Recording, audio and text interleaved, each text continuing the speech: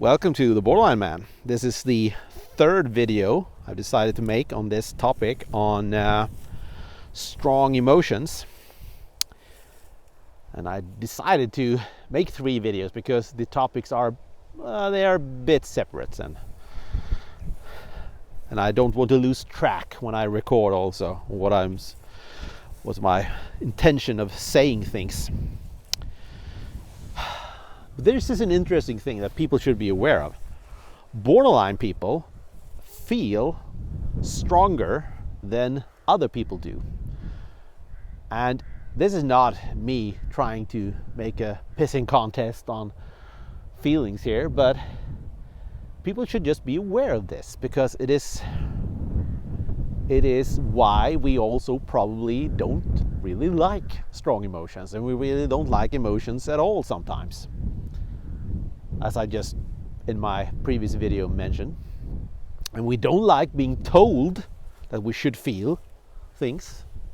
At least that's my experience, and I think probably others like me can relate. There's been studies, I'll see if I can find them and post a link. If otherwise, you just have to Google it yourself. But there are studies that can see when you do a scan of a borderline brain to various emotional stages like grief and happiness, it flares up like crazy. The brain is on fire, basically. So you can actually claim with good science that it looks like the average borderline person feels stronger than other people do. So, and this is not a good thing. I mean, very few things are good if they are excessive, and emotions are most certainly not that, and especially negative emotions. And this can also explain why I think that very few people can really understand that when I'm hurting, I mean really being sad and depressed, I can feel physical pain, basically. I know others can also do this. It's not exclusive to, I mean, of course, I should underline this. This is no way exclusive to borderline people. I bet if you look at many other people when they are in great distress, like experiences of losing a loved one or heartbreak and so on, it will show up greatly on the same examinations. Yeah, but this is the point I'm making, is that imagine this being the normal case, because of every small thing happening in a borderline person's life, it flares up. The brain looks like a Christmas tree with the lights blinking. That is the norm here, and that is the normal situation. This is a very good explanation also to why borderline people struggle with emotions in general, because regardless of whatever other problems we have, dealing with just simply the simple fact that when we feel pain, mental pain that is, not physical pain. I don't think there's been a study where they see if we hurt more. I don't think we do, because I always felt that physical pain was very easy to endure.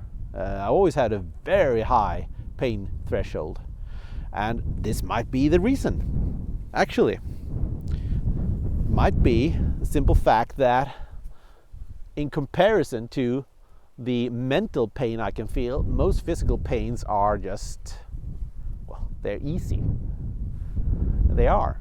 And I've suffered from many afflictions that have been really painful. So objectively known as painful, that is. Now, why am I making this video? is not to make you feel sorry for borderline people, or like a post about self-pity in any way. It is just the simple curiosity, the scientific one, that borderline people, we seem to statistically on average feel mental pains stronger than others do. Normal people do, let's put it that way, like normal people do. And you should maybe be aware of this, and why we are the way we are, or why we might respond very negatively to things like I explained in my video, the first video on this, that I don't like it when people tell me that I should feel things about things. I like to be in control of my emotions as much as I can. It is a struggle. Let's not pretend anything else. And I do not like it when people tell me that I should and should not do this. I mean, would I tell a person with a low physical pain threshold that, hey, suck it up, it's just a broken foot?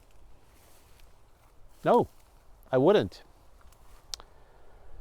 And knowing that a person has a low physical pain threshold could also mean that I understand better, a lot better, why a person seems to hurt a lot more than I do when they have pain, basically. Yeah, I don't know what the point was of this video, other than me just finding this scientific curiosity that this is, and I'm not sure that it can help people with borderline in any way, but it is a piece of knowledge, I think, and in being so can be of maybe some value to someone, and especially for ourselves as borderline people, to be able to understand why we feel the way we do, and why we hurt the way we do, and why we are very often try to avoid strong emotions, maybe instinctively, maybe even. I mean, look at it this way, the child who touched a hot plate, hot stove, they will know next time to avoid this instinctively, hopefully, at least. Some kids don't, of course. But you know what I mean, what I'm saying. Yeah. An awareness maybe of that it's okay, actually, and you shouldn't be ashamed that you hurt so much, because hey, you actually literally do. It is measurable, it is quantifiable, to use another word. It is a simple scientific fact that borderline people on average hurt from mental health issues, depressions, sorrow, sadness.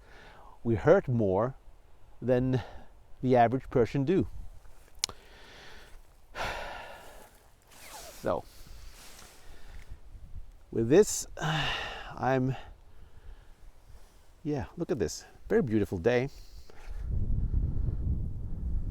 Should always absorb the more happy things in life, I think. It's always beneficial to do so. And the grass here is getting awfully high, so I'm walking here and getting wetter, but yep, that's just the way it is. Anyways, the third and I think final video on my my take on strong feelings and so on. And I hope you enjoyed it. And your personal experience, of course, let me know in the comments and how you deal with strong emotions, if you ever reflected on it. I know I always been drawn to things like stoicism and so on, and I think I know why.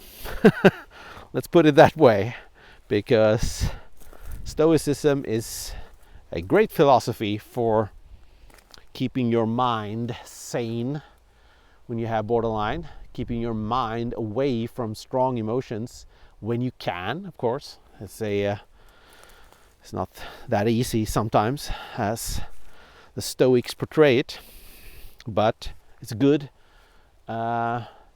thing to aspire to in many things, I think.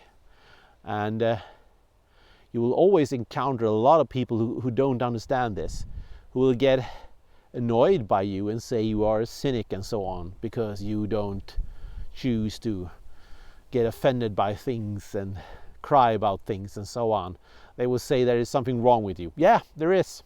Sure, there is something wrong with me. It's not just the thing you think it is. It is not me lacking feelings. It is me not being very good at handling feelings. That is what's wrong with me. And thank you very much for pointing that out. Well, anyways, this is the Borderline Man signing off.